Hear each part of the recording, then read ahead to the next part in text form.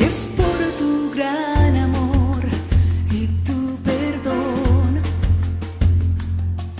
que puedo entrar en tu santidad. Es por tu gran Bien, un saludo cordial a todos nuestros hermanos que están en Facebook viéndonos en esta noche y bienvenidos una vez más a una noche de oración y a una noche de estudio bíblico.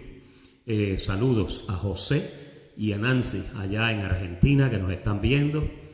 José, te enviamos el panfleto, te lo enviamos por correo electrónico para que lo tengas y estés presente con nosotros. También un saludo a Abel y a Yakira allá en California que también nos están viendo.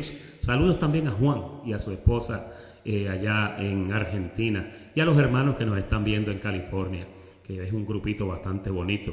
Bien, en esta noche estamos en el estudio número 5, el tomo número 5 del volumen 12.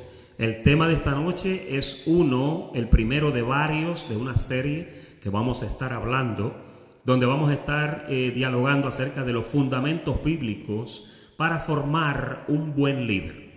Y vamos a estar hablando de varias cositas durante estas próximas semanas, así que si usted anhela obispado, si usted anhela diaconado, es bien importante que usted ponga atención a las cosas que se van a hablar en estas próximas clases. Comenzaré por decir que los líderes en la iglesia no nacen formados. Los líderes van en un desarrollo y van creciendo y aprendiendo hasta llegar a la medida requerida. En cierta ocasión el apóstol Pablo decía, hasta que todos lleguemos a la estatura de un varón perfecto. Y el aprendizaje, obviamente, y el desarrollo de cada líder, esa es la meta, que la persona llegue a esa madurez. Ahora, es una realidad que el hombre que Dios llama no es el hombre que Dios envía. Cuando Dios llamó a Moisés, si Dios lo manda como lo llamó, hubiera sido un fracaso. Es tan importante, mire, le voy a leer un verso que está en Primera de Pedro, el capítulo 5 y verso 10, porque creo que es un verso muy apropiado, ya que estamos comenzando en esta dinámica. Dice, mas el Dios de toda gracia, que nos llamó a su gloria eterna en Jesucristo, después que hayáis padecido un poco de tiempo, Él mismo, ahora mire la secuencia de cosas que hay aquí, Él mismo os perfeccione, os afirme, os fortalezca y finalmente os establezca. Los líderes pasan por este proceso. Y es bien importante tener presente que esto es algo que es un desarrollo, es un crecimiento, ¿no? El llamado no capacita al hombre, sino el aprendizaje. Dios te puede haber llamado para una misión, para un pastorado, para un diaconado, pero el hecho de que te llamó no quiere decir que tú estás preparado. Y la semana que viene vamos a abundar bastante en muchos hombres que Dios llamó y sencillamente ninguno de ellos estaba preparado. Le doy por ejemplo a Pablo. Pablo dice en sus epístolas que él fue escogido desde el vientre de su madre, ¿sí o no? Sin embargo, cuando usted busca la vida de Pablo, ¿qué hacía Pablo cuando Pedro comenzó su ministerio? Pablo andaba matando cristianos. Era un asesino, matando, buscando cartas, y obviamente él lo hacía porque él pensaba que estaba haciendo algo correcto, hasta que un día, camino a Damasco, se encuentra con Jesús, y ahí Jesús le dice, espérate, ese no es tu trabajo, déjame explicarte qué es lo que tú vas a hacer. Y entonces Pablo entró por donde tenía que entrar, y ahí entendió su llamado. Cuando usted tenga un llamado, es bien importante que usted aprenda esta lección, porque el llamado no capacita a la persona, sino el aprendizaje, ¿ok? Y en estos siguientes estudios vamos a ver eso. Mire, para probar esto que yo acabo de decir, no hay mejor fuente que nos muestre este principio del aprendizaje mejor que la infalible palabra de Dios. La Biblia está llena de ejemplos en ambos pactos. Usted va a encontrar esta lección de que el hombre que Dios llama no es el hombre que Dios envía. Ahora, les quiero conversar aquí al principio, en este preámbulo, de algo que es bien común. De la misma forma, hermanos, que en el ámbito secular las compañías precisan, o sea, necesitan recursos para su administración y orden en su funcionamiento, en el reino de Dios no es excepción, es exactamente lo mismo. Porque cuando usted analiza, el reino de Dios también es un órgano que tiene que estar bien coordinado, ¿no? Y la semana que viene vamos a hablar un poquito de esas coordinaciones y de cómo fue que Dios comenzó a coordinar estas cosas, porque hay unos órdenes que el Señor estableció en su palabra que se deben seguir. Obviamente, cuando se habla de la iglesia no es el mismo sistema secular del mundo de administración, pero hay algo en común en ambos y es la diligencia para un funcionamiento digno del reino de Cristo. Yo voy a comenzar en esta noche por hablar de algunas instancias que existen en la palabra de Dios. Y mire, cuando hablamos de orden administrativo, la palabra del Señor nos lleva a la primera instancia donde por primera vez usted encuentra que fue necesario instituir una organización o un sistema organizado para poder hacer las cosas. Vaya conmigo a Números o a Éxodo capítulo 18. La lectura está en su panfleto, en su manual de estudio. Éxodo 18, en el verso 13 en adelante. Mire cómo dice, aconteció que al día siguiente se sentó Moisés a juzgar al pueblo, y el pueblo estuvo delante de Moisés desde la mañana hasta la tarde. Imagínese usted.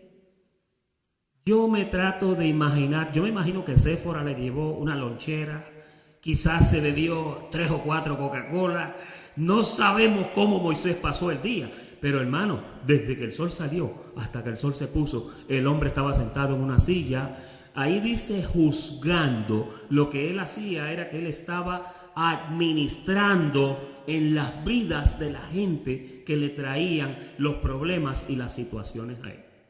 ¿Ok? Ahora, aquí estamos hablando no de un grupito de 10, ni 15, ni 20 personas.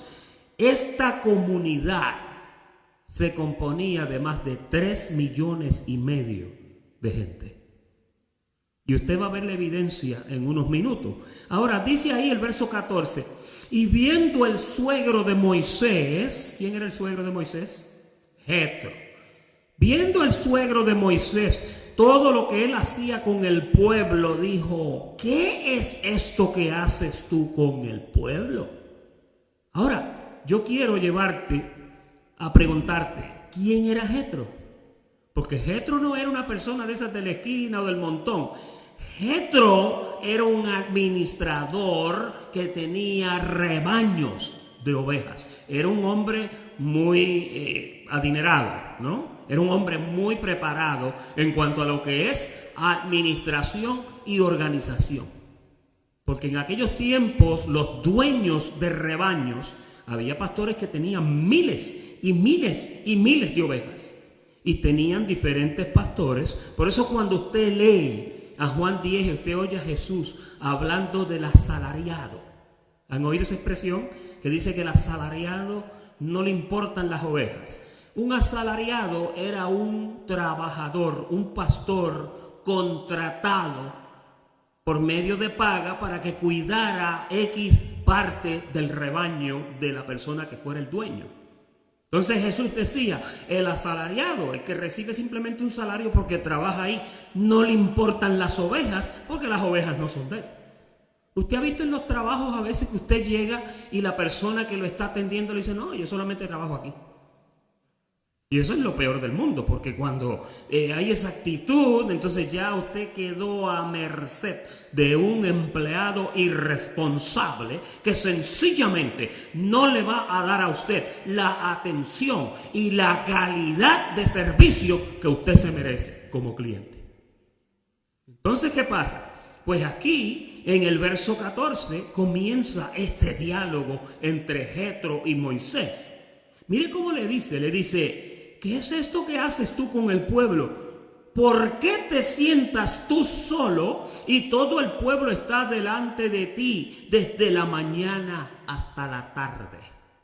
Moisés era como un babysitter. Era como un niñero de un pueblo engreído, lleno de malas mañas y de situaciones y de disfunciones en sus familias. Y Moisés tenía que ser la persona que intervenía para tratar de ayudar la incompetencia y la insuficiencia de un pueblo que era duro de servir. Y entonces en el verso 15 le dice, y Moisés respondió a su suegro, porque el pueblo viene a mí a consultar, para consultar a Dios. Verso 16. Cuando tienen asuntos vienen a mí, y yo juzgo entre el uno y el otro, y declaro las ordenanzas de Dios y sus leyes. Entonces el suegro de Moisés le dijo, y yo quiero que usted vaya tratando de pintar un cuadro que está ocurriendo aquí. Y el cuadro es que hay un representante, hay una persona organizadora que tiene experiencia y que sabe manejar una empresa hablando con otra que definitivamente no tiene ni idea remota de cómo es que se trabaja un negocio. ¿Sí o no? Porque Moisés era un hombre tan manso que en un diálogo con Dios, Dios le dijo, ¿quiere que los mate a todos y te dé otro pueblo? Y Moisés le dijo, no, el tiempo que yo he invertido con esta gente, no, mejor ráeme a mí del libro de los vivientes, pero a ellos no me lo toques. Mira el amor que había desarrollado este líder por su pueblo. Y por eso era que la gente lo quería mucho. Usted a veces cuando va a la oficina tal o a la oficina tal, usted quiere que lo atienda fulana o fulano, porque ese sí que sabe o esa sí que entiende y no me da malos ratos y me entra y me sale rápido, inmediatamente. Pero cuando te toca a uno de esos incompetentes, ay de ti, tienes que llevar el lunch ese día, porque vas a salir tardísimo de ahí. 17. Entonces el suegro de Moisés le dijo, no está bien lo que haces. Mira el 18, qué tremenda expresión. Yo se la subrayé ahí en negrillas en su panfleto, porque pienso que esto es muy importante. Le dijo, desfallecerás del todo tú y también este pueblo que está contigo, porque el trabajo es que es demasiado de pesado para ti, Moisés. Y llega y le declara, no podrás hacerlo tú solo. Ya ahí como que usted está viendo que ahora como que el panorama de algo que se estaba haciendo de una forma va a cambiar porque se va a hacer de otra. Mire, nunca le tenga miedo a los cambios. Cuando vengan cambios a tu vida o cuando se implementen nuevas reglas en tu vida, no le tengas miedo al cambio, porque a veces el cambio es bueno y es necesario para sacarte de esas rutinas podridas en que has caído. Hay veces que hace falta un cambio para hacer las cosas de otra forma. A veces nosotros nos habituamos a hacer las cosas de una forma y nos quedamos ahí y nunca prosperamos. Usted tiene que innovar. El apóstol Pablo en cierta ocasión dijo, no os conforméis a este siglo, sino más bien renovaos en el espíritu de vuestra mente. Es importante que el cambio llegue a tu vida, porque el cambio es bueno. Dígale al que está a su lado, el cambio es bueno. El cambio es muy bueno. Estamos en el verso 19. Oye ahora mi voz. Ahora viene un profesional preparado a hablar con uno que no sabía administrar. Mira lo que le dice. Yo te aconsejaré y Dios estará contigo. Está tú por el pueblo delante de Dios y somete tú los asuntos a Dios. Y enseña a ellos las ordenanzas y las leyes y muéstrales el camino donde deben andar y lo que han de hacer. Déjame decirte qué era lo que estaba pasando aquí, porque posiblemente tú te estás preguntando. Lo que estaba pasando era que la gente venía a hacer preguntas de cosas que ya se habían enseñado en la ley. ¿Te he visto gente así que hay que darle las instrucciones todos los días? Yo me he topado con gente en mi vida, en el pasado, en mi ámbito de trabajo allá, cuando yo hacía eso que le llaman trabajo. Ahora no sé lo que es eso. Uso el reloj solamente por lujo. Pero mire, había personas que había que decirle lo mismo todos los días. Y un día le tuve que decirle, oye, escríbelo en el memo en tu celular y no me vuelvas a preguntar cuál es esa pieza.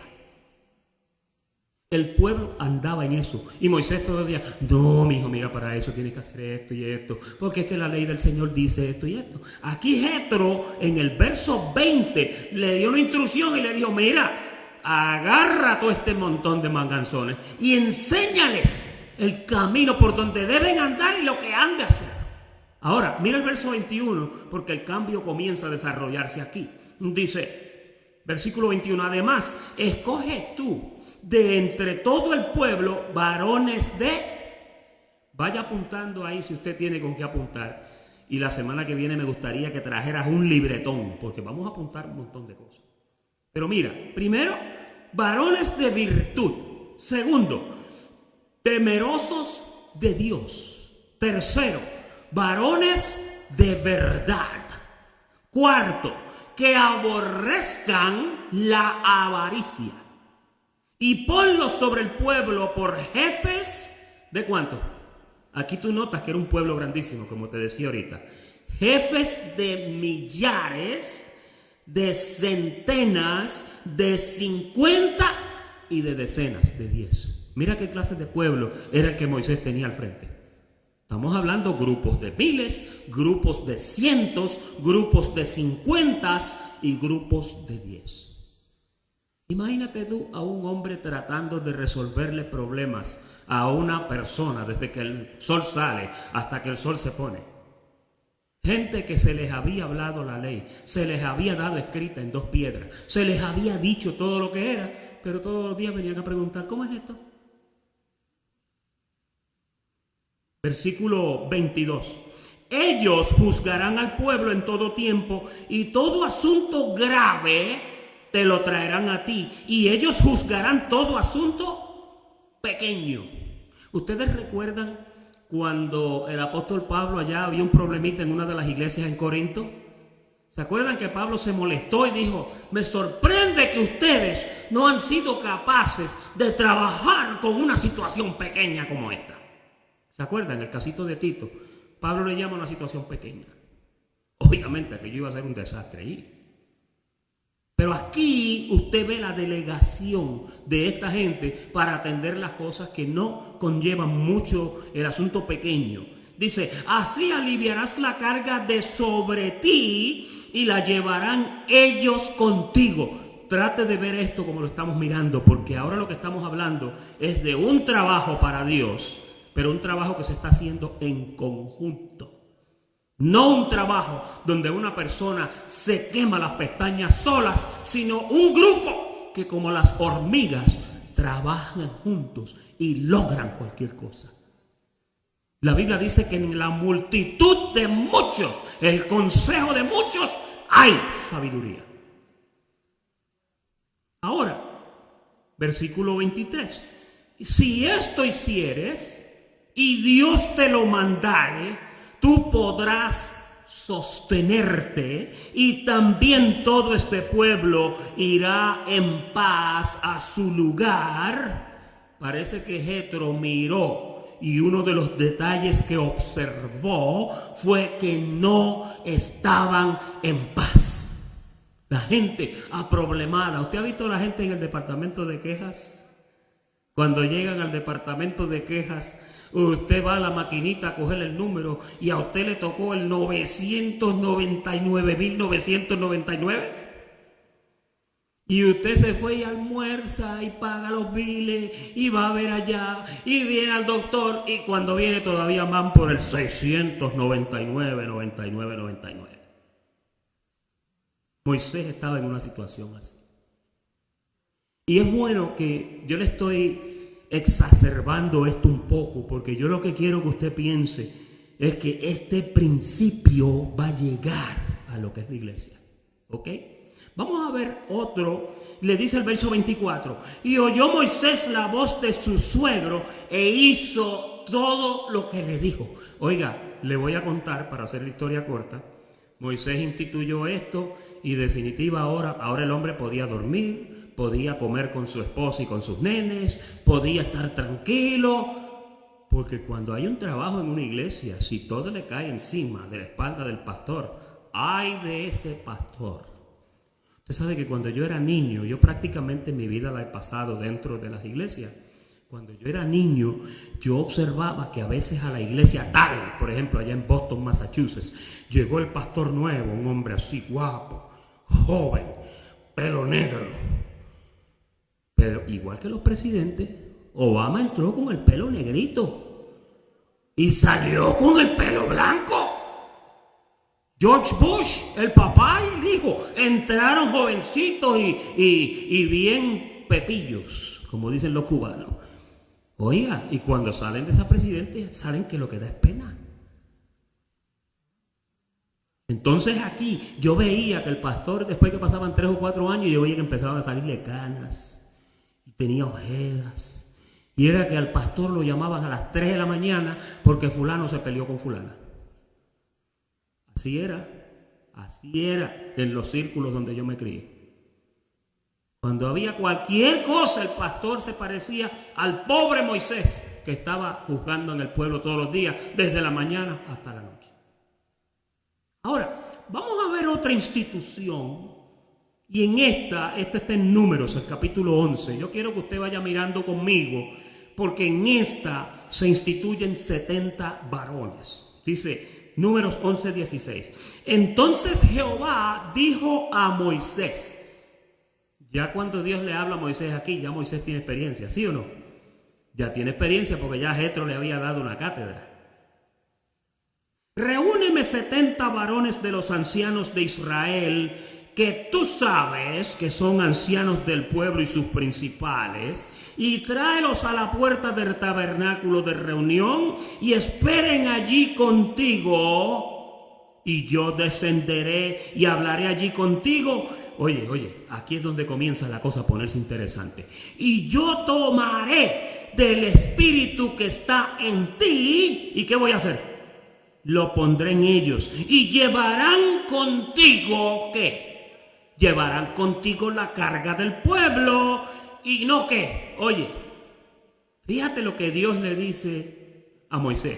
Pregunto yo, ¿sería de Dios lo que el suegro le dijo en los versos anteriores?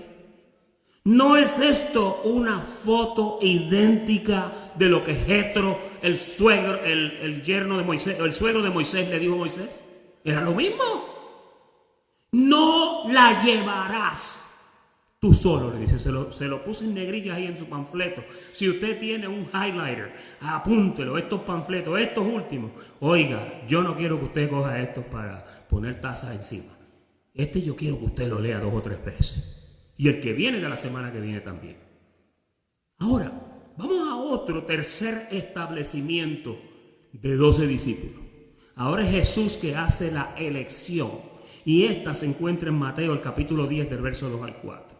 Dice, los nombres de los 12 apóstoles son estos. Primero, ¿quién?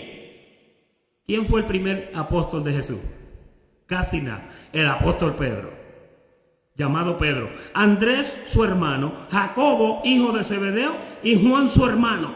Felipe, Bartolomé, Tomás, Mateo el publicano, Jacobo, el hijo de Alfeo, Lebeo, por sobrenombre Tadeo. Por favor, no le ponga estos nombres a sus hijos.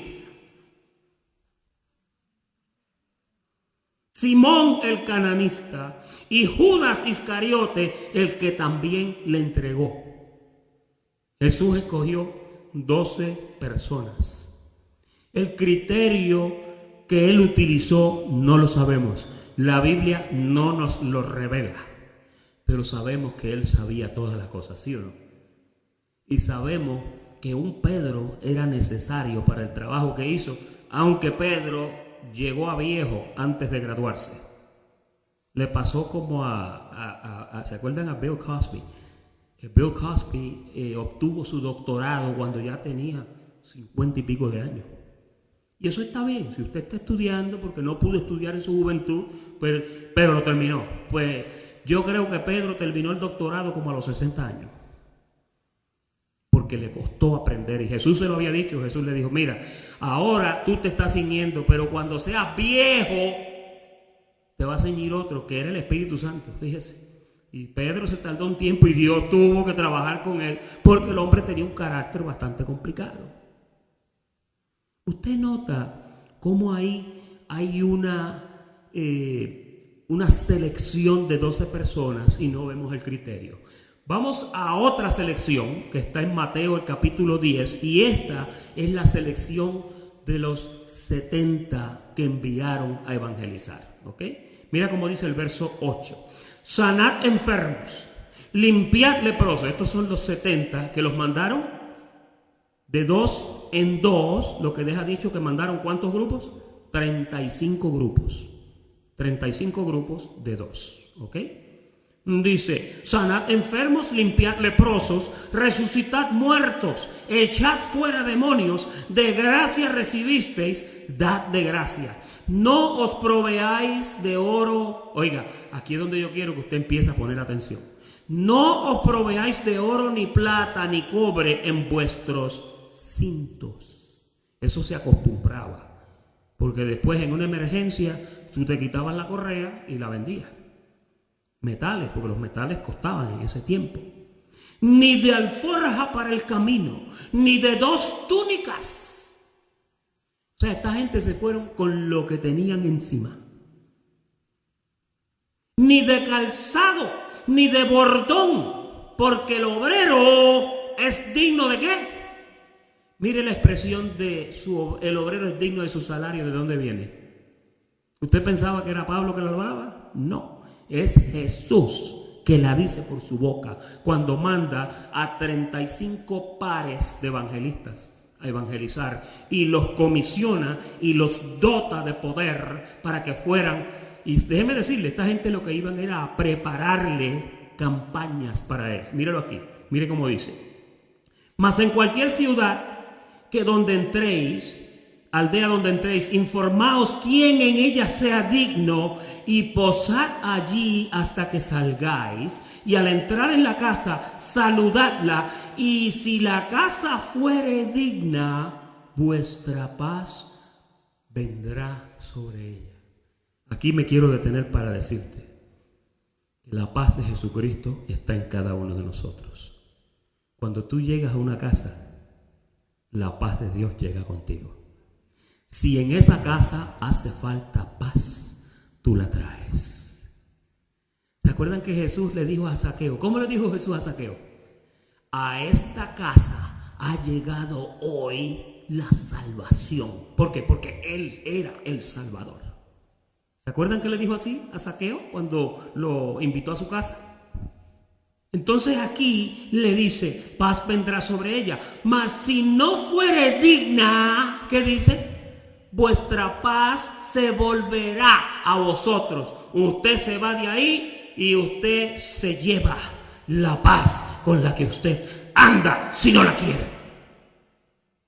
Porque la paz de Dios está en ti. Jesús cuando se fue a despedir le dijo, mi paz os dejo, mi paz os doy. No como el mundo la da, yo os la doy. Y desde aquel momento todo hijo de Dios anda con esa paz. Aunque a veces hay hijos de Dios que se le pierde la paz. Y tiene que venir otro hijo que tiene la paz manifestada a traer la paz. Y qué bueno es eso, ¿verdad? Porque a veces tú estás pasando por situaciones. Y lo más lindo del mundo es cuando tú estás en una vicisitud de esa y llega un bendecido o una bendecida de esa que anda con la paz de Dios encima y se mete a tu casa, oye, y comen y comienzan a orar. Y cuando ellos se van, se queda la paz que ellos trajeron en tu casa. Y eso es lo que dice aquí. Vamos ahora a ver la elección de 7 diáconos. Y en este caso, y ya estamos entrando a la parte del diaconado, esto que ocurrió aquí, miren Hechos capítulo 6, versículo 1. Dice, en aquellos días, como crecía el número de los discípulos, hubo murmuración entre los griegos contra los hebreos. Dice contra los hebreos porque los discípulos que estaban activos en ese tiempo era el discipulado de la circuncisión. Pablo no había llegado al asunto. Entonces dice, de que las viudas de aquellos eran desatendidas en la distribución diaria. ¿Distribución de qué? De comida. A las viudas había una ley que había que cuidar a las viudas. Por eso una vez cuando Pablo fue a Jerusalén, Santiago y Pedro le dijeron, no te olvides de los presos ni de las viudas, porque las estaban desatendiendo. Mira el verso 2. Entonces los 12 convocaron a la multitud de los discípulos y dijeron, no es justo que nosotros dejemos la palabra de Dios para hacer ¿qué? Para servir las mesas. Verso 3. Buscad pues, hermanos, de entre nosotros a 7 varones, y aquí comienza la lista. Y yo digo, pero para servir mesas. Fíjate que en el reino de Dios, cuando Dios escoge a alguien, tiene que reunir unos requisitos. Dios no escoge a cualquier persona. Y aquí dice, de buen testimonio, llenos del Espíritu Santo. Acuérdense, sellados con el Espíritu Santo están todos, pero aquí dice que estén llenos del Espíritu Santo. ¿Qué es eso? Gente que andan con el Espíritu Santo manifestado en su vida. Gente que cuando tú tienes una situación, te hablan y te levantan. Te dan paz, te dan gozo, te dan alegría, te dan soluciones. Te devuelven la confianza que quizás has perdido por las situaciones por las que estás pasando. Por eso es que es necesario que estas personas estén llenos del Espíritu Santo y de sabiduría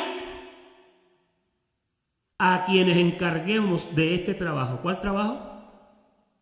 Ser los meseros para las viudas. No pierda esto de vista, verso 4. Y nosotros, mientras ellos hacen eso, nosotros persistiremos ¿en qué? En la oración y en el ministerio de la palabra. Yo miro aquí a Pedro como uno de los pastores. Pedro es un apóstol.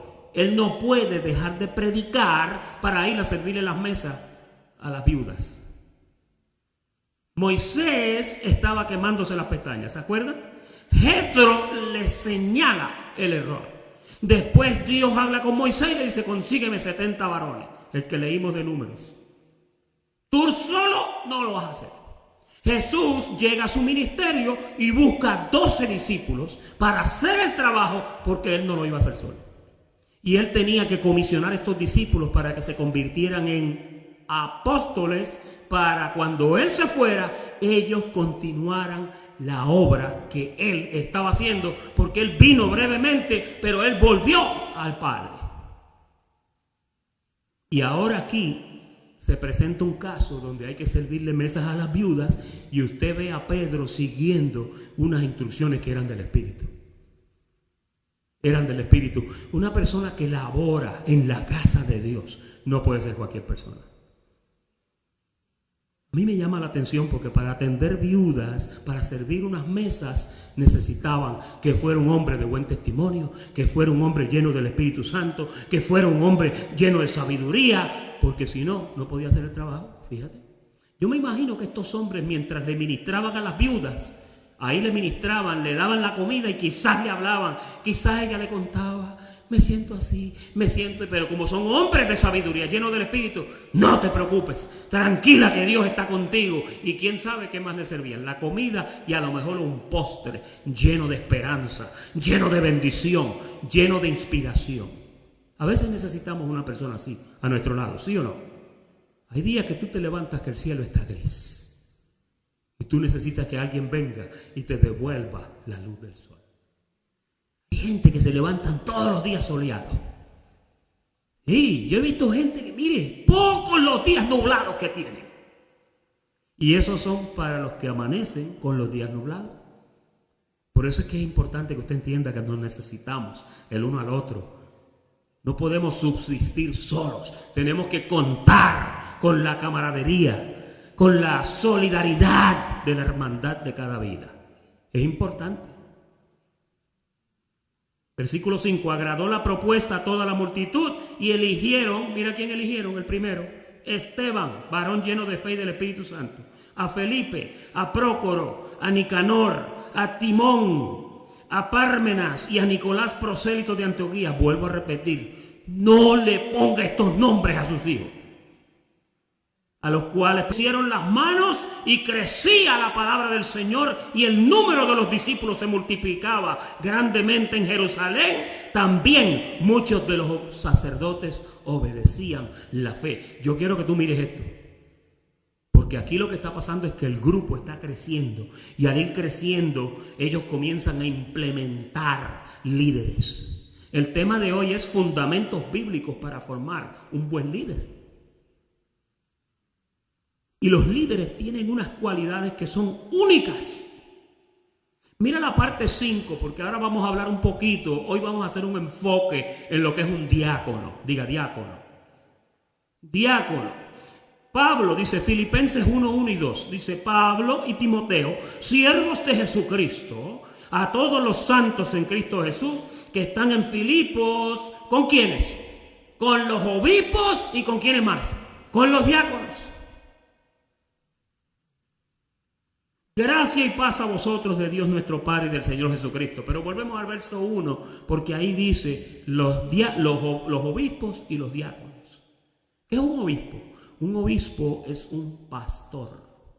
La semana que viene vamos a entrar en una explicación amplia de eso. Cuando usted vea en la Biblia la palabra pastor, la palabra obispo y la palabra anciano, esas tres cosas son lo mismo. Un anciano es un pastor, un obispo es un pastor. Y entonces ahí, cuando Pablo presenta su carta a Filipos, él la presenta con el cuerpo ministerial, que son los obispos y los diáconos. Esta iglesia, de donde Pablo está escribiendo, era una iglesia que estaba organizada correctamente. Aunque dicen que la iglesia de Filipos se componía mayormente de mujeres. ¿Ok? Entonces, ahora en 1 de Timoteo 3, miren 1 de Timoteo 3, 4. Su panfleto dice 48, bórrele el 8 porque 1 de Timoteo no llegó al 48. Los diáconos, asimismo, deben ser ¿qué? 1 de Timoteo 3, María, creo que hay un errorcito ahí. Mira a ver si lo encuentra. Creo que es 3.10. 3.8. Es 3.8. Ahí. Los diáconos asimismo deben ser ¿qué? Mire marque esto en su panfleto. Póngale una rayita debajo a cada palabra. Deben ser honestos. Deben ser sin doblez. No dados a mucho vino. No codiciosos de ganancias deshonestas. Hay una versión que decía no tramposos. Había otra que decía negocios sucios. Que guarden el misterio de la fe con limpia conciencia. Y estos también sean sometidos a prueba primero. Y entonces ejerzan el diaconado si son irreprensibles.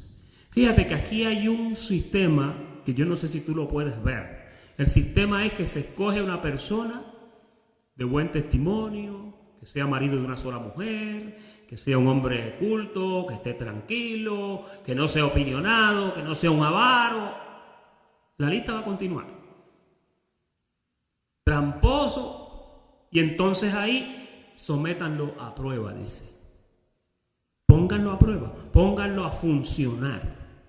Y dice, y si es irreprensible, entonces que ejerzan el diaconado. Fíjate. Mira, no te sorprendas que a veces tú en las iglesias puedes ver personas que se implementan y comienzan a ejercer un cargo en la iglesia.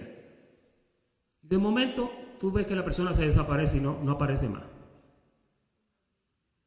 Y eso pasa, no te sorprenda.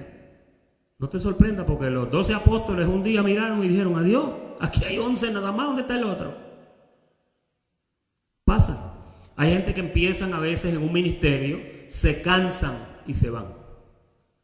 Hay otros que no, me gusta el pastor, me cae pesado el pastor y se van. Esas cosas pasan. Y obviamente, ojalá y no sea que el pastor lo ofendió en alguna forma. El pastor tiene que ser una persona tan y tan cuidadosa. La semana que viene vamos a hablar de eso porque mire, el pastor está frente a toda la congregación. Y en la congregación no todo el mundo es igual, no todo el mundo tiene la misma forma de pensar, el mismo corazón. No, hay gente sencilla que son una masita de pan para trabajar con ellos. Pero hay otros que son complicados. Hay gente que les molesta la estructura molecular del aire que se respira. Y con esos hay que tener cuidado. Entonces el pastor tiene que ser sabio, inteligente y tiene que ser como una llave ajustable. ¿Usted ha visto una llave ajustable? Que usted le da al botoncito y se ajusta al tamaño de cualquier tuerca o cualquier tornillo.